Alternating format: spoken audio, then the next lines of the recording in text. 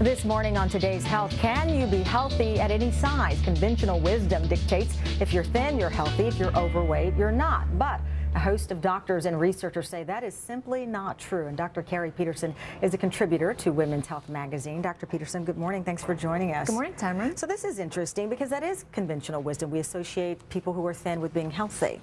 Yeah, actually what doctors have traditionally used is what's called the body mass index, or the BMI, and that's calculated by just using your height and your weight. And based on that, it's estimated that about 33% of Americans are overweight and 34% are obese. So it's now deemed that this might not be the best gauge to determine your health. So that is the big change in this argument here. Yeah, that's correct. And what is the main argument for this? I mean, I'm from the South, and you hear women say, listen, I'm healthy, you know, because you got curves and different things, especially when you talk about women in weight. Well, the pro-fat camp has two levels of evidence that they think support their argument. One is that there may actually be a healthy fat that's beneficial for you, and the other is that it may actually be better to be a little overweight than to yo-yo diet and fluctuate up and down. What's interesting, because how can, you know, being overweight, for example, if, having a little weight when you want to get pregnant, that is a benefit, but in other aspects of your life, how can that extra weight actually make you healthy? Yeah, that's a great question. It really depends on where you carry your weight. If you're a pear-shaped woman and you tend to carry it in your thigh or your butt, that actually may be healthy fat. Okay. And the reason is that this type of fat is more stable. It actually prevents the release of compounds into the bloodstream that can raise cholesterol. And in addition, it actually releases two hormones that can be beneficial. One's called adenopectin, which lowers your sugars, and one is called leptin, which suppresses your appetite. And the other thing I had mentioned is that while being a little overweight may not be ideal, yo-yo dieting really can be a lot worse over the long term. When your weight's going up and down, you actually can slow your metabolism and gain weight in the long term. And it's also associated with high blood pressure, gallstones, and heart disease. But what about the aspect of being overweight causing chronic illnesses, diabetes, blood pressure issues? What about that? Yeah, this is the other side of the coin.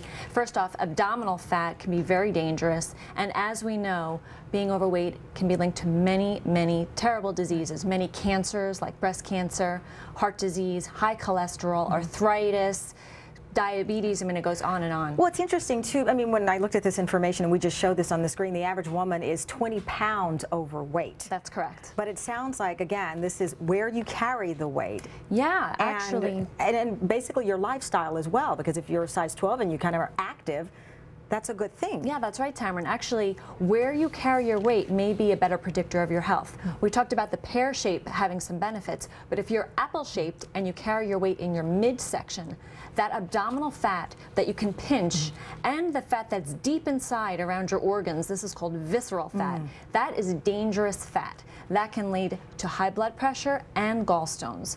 And really, overall, the best thing that you can do for your health is to be fit. And when we are obsessed with, for example, going on the scale, I mean, if you work out a little bit, you get on the scale, and that can certainly affect how you see yourself and whether you should make adjustments. But that should not be the case. I mean, again, back to this information. It really shouldn't. I would say both sides definitely agree that fitness is key, because exercise will reduce your mortality by a whopping 50%. It's going to reduce that abdominal fat that we just talked about. So I would really rather see you be a plus-size gym goer than be a skinny couch potato. So knowing this information about the BMI, what's the best barometer? What would you suggest for women who are watching now? Well, there are a few gauges that I would go by. The first, and I think most important, is your waist to hip ratio.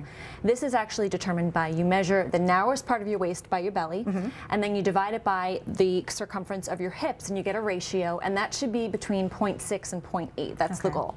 Another really important measure is your blood pressure. A lot of people know what that is. It tells you a good gauge of how hard your heart is pumping, and that should be about 120/80, and you should get that checked probably about every year. Cholesterol is another really important parameter. You want to check your good and your bad. You want to know your LDL, your triglycerides, and your HDL, not just the total. And you should get that checked about every 5 years.